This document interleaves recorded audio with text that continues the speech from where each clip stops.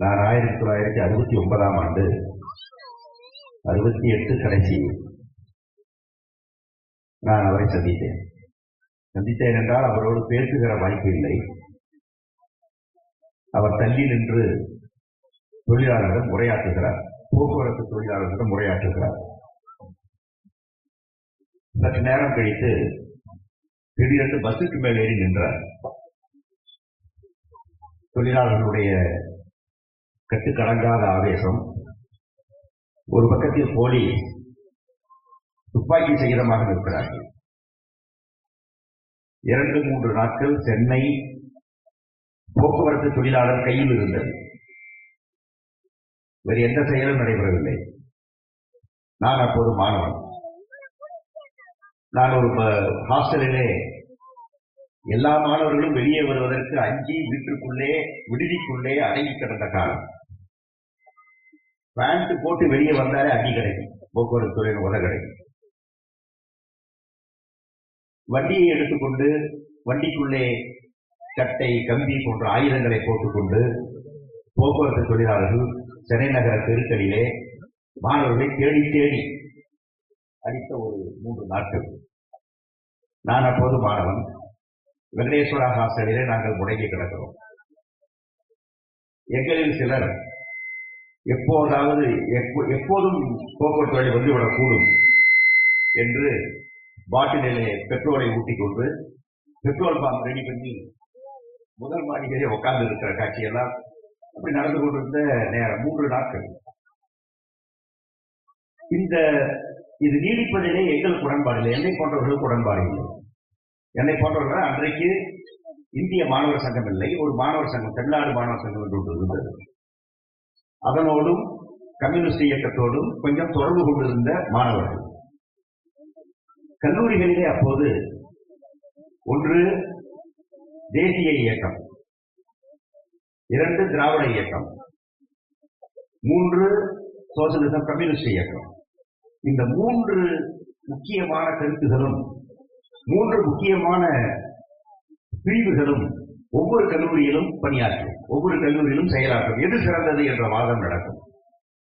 பேச்சு போட்டி கூட இதை சுற்றித்தான் இருக்கும். கல்லூரி இன்டர் காலேஜ் பேச்சு போட்டிகள் கூட இந்த தலைப்பை சுற்றியே அமையும். காந்தியம் சிறந்ததா, காந்தியம் உலக சமாதானத்தை கொண்டு வருமா போன்ற தலைப்புகள் வரும். அன்றைக்கு அப்படி இருந்த அந்த சூழலில் நாங்கள் இந்த 2க்கும் எதிராக ஒரு கம்யூனிஸ்ட் சித்தாந்தம் என்கிற முறையிலே, சமத்துவம் தேவை என்கிற முறையிலே இருந்த ஒரு சிறு பகுதி மாணவர்கள்.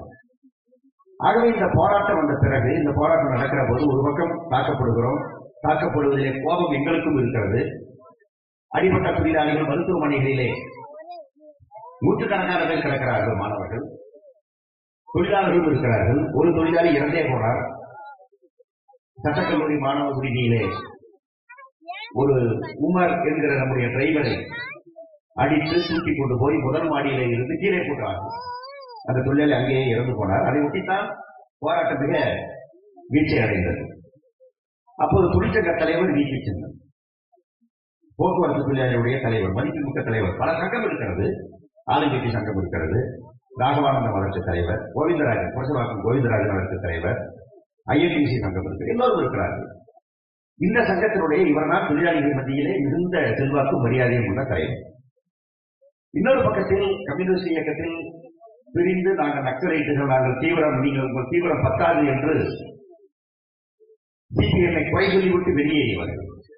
போக்குவரத்து தொழிலாளர்கள் இருந்தவர்கள் தான் அங்கேயும் தலைவர்களாக சில பேர் இருந்தார்கள்.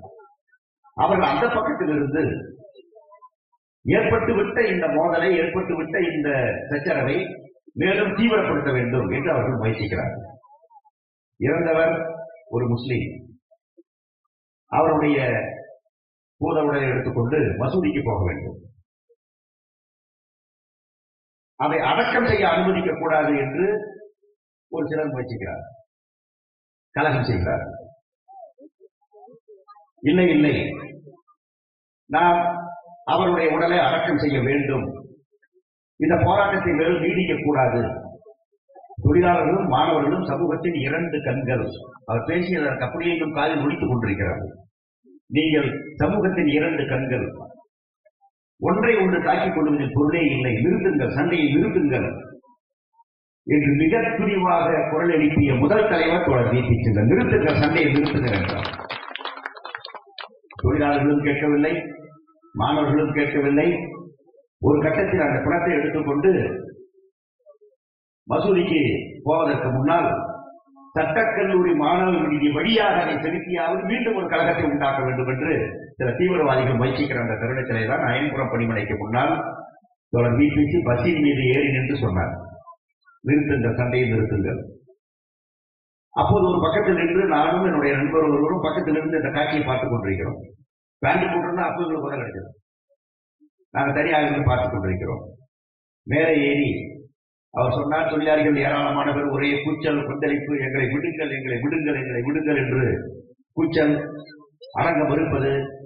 பிறகு கடைசியாக இவர் எனக்கு கட்டுப்பட வேண்டும் என்று சொல்லிவிட்டு கடைசியாக சொன்னார், இதற்கு மேல் யாராவது இந்த இடத்திலிருந்து அந்த பிணத்தை எடுத்துக்கொண்டு முன்னோக்கி போக விரும்பினால் என்னுடைய பிணத்தின் மீதுதான் போக வேண்டும் என்று கட்சித்தார். என்னுடைய பிணத்தின் மீதுதான் நீங்கள் போக வேண்டும் என்று சொன்னார்.